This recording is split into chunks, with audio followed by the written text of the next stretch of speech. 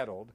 And I think ultimately by settling, those dealers are probably going to be put out of business because the settlement restrictions are so severe. The dealers who haven't settled, the cases are going to drag on for a long time, and that seems to be the motive of the city, is to just bleed the dealers to death. But fortunately, some of the dealers, like Mr. Moats, have said enough is enough, we're not going to put up with it, and with the support of everybody who has bought merchandise from him, he's obviously going to be able to continue on. That's the update. If there anybody has any specific legal questions afterward, I'll be glad to try to answer them. Thank you. Thank you.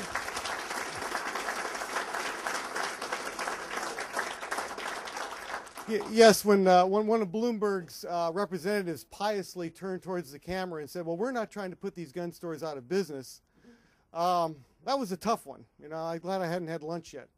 So they are trying to put them out of business. Be there no doubt in your minds about it. Let me introduce somebody to show you the kind of people that he's going after. I want to introduce Bob Moats.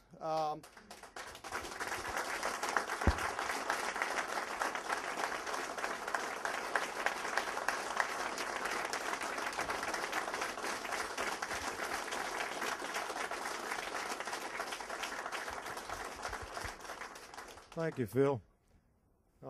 I'd just like to say I appreciate the financial help and also the moral support that you all have given us through this trying period. I have 15 employees, and they appreciate it too. Thank you, Phil. Oh, sure. No problem. Thank you.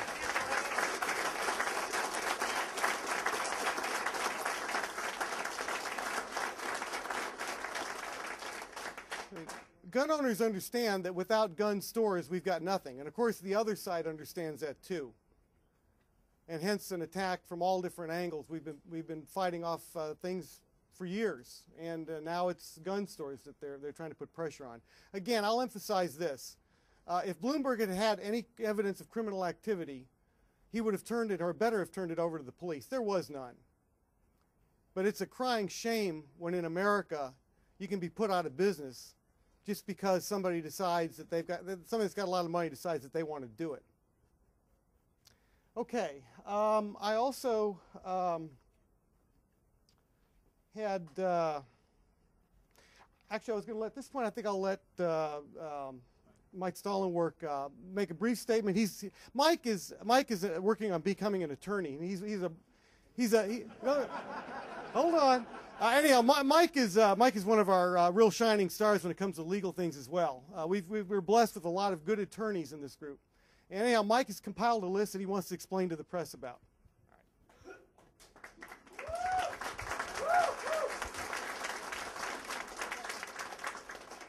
My name's Mike Stollenwerk. I've been a member of VCDL for about 3.5 years or so, and it's been a really great experience. It's very tiring at times. I came up this morning with a little research. You know, Mr. Bloomberg has said Virginia is an easy state to get a gun in. But if you go to the websites of the anti-gun group, Legal Community Against Violence, and you look at their numbers, it turns out that Virginia gun transfer laws are among the most restrictive in the nation. And why is that? Well, first of all, Virginia is one of only 3 states that rations handgun purchases. You can only buy 1 gun per month. Only 3 states. They don't have that in New York. Virginia is one of the few states that sends mental health commitment data to the federal government to help stop people who are committed from getting guns. Most states don't comply with the federal request for this data. Virginia has heightened ID requirements to buy guns. Some guns you need 3 types of IDs to buy them. The Brady Act doesn't have that, nor do most states. Everything else, we're about the same. Now, there are states that are draconian and you require a permit to purchase and a permit to own and all sorts of infringements of your basic rights. So we're not that extreme, but basically we're not an easy state. So I'll have this handy for the press. Please come find it. Otherwise, I'm going to post it to an interesting website called opencarry.org, and you can download it later. Thank you.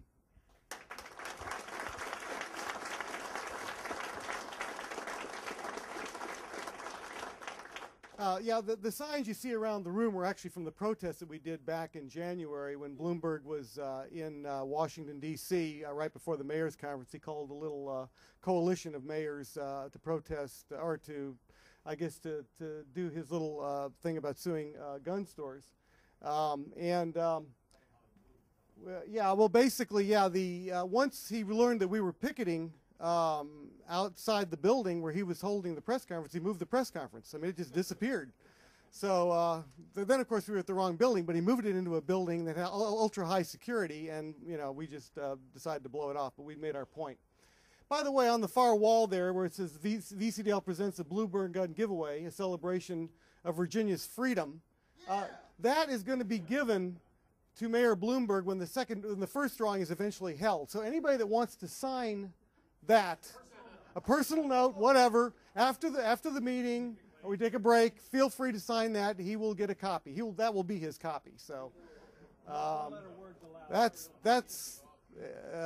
yeah, in his office. Anyhow, that'll be on his way as soon as we finish the second drawing. Okay.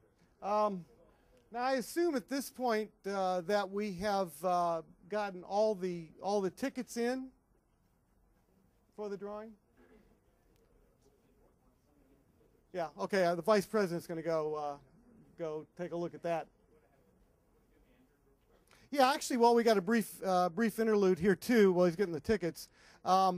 Andrew Dysart is part of a group now that's forming in universities, a particular university, George Mason University, and others are looking at doing the same to allow adult students who are 21 years and older that have permits to carry a concealed handgun to be able to carry at the university or colleges. Currently, Utah allows this, Colorado allows it. In Virginia, it's legal, except you can be expelled. We want to change that. We've tried for 2 years in a row, and we want to fix the law. And hopefully this year we can do it. So let me let Andrew say a few words.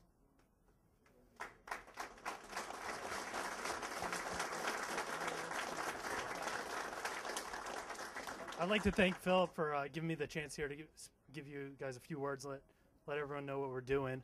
This is Christina Moore. She's one of our board of directors over at George Mason University, Students for Concealed Carry. We are a very new group that is forming at George Mason University. 2 weeks ago, I was just a student worried about finals and how I was going to get through that. And then about 6 days ago, I became a student worried about how I was going to return all these press phone calls I was getting, not knowing quite where they were all coming from. It was very surprising. We're forming the group mainly as a result of me realizing that it's just college campuses are not as safe as we've been led to believe.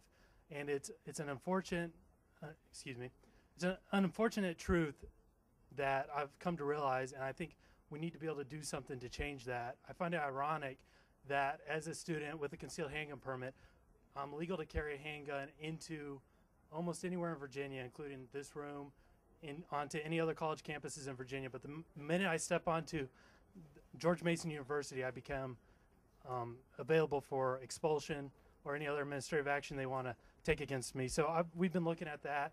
We're addressing that issue. We think that students with concealed handgun permits who go to George Mason University should be allowed to protect themselves while they're on campus. We don't feel our safety should be any less while on campus than off campus. So that's where we're headed from there. Thank you.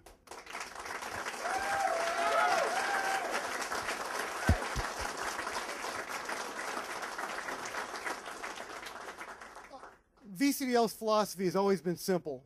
Innocent life is precious and it should be protected. I don't care where the innocent life is. If it's a student who is allowed to carry because he's 21 or older, he's carrying a concealed handgun and he's in a store shopping, or he's sitting down in a classroom, is his life less precious because he's in a classroom? We say no. It's precious life, and if a criminal decides to strike, nobody should have to go down on their and allow themselves to be murdered. That should not be an option. You should be allowed to protect yourself, at least have a fighting chance to survive. So I hats off to Andrew and the other groups that are forming. Again, other states allow this. You don't hear problems in Utah. You don't hear problems in Colorado dealing with these college students that way because they're trusted citizens. So anyhow, now we'll move on to the drawing. Again, there will be 2 tickets drawn. You need to be present to win, so when the number's red, and of course we'll have to relay it possibly outside in case somebody in this room does not have the ticket in here. The winner will then be able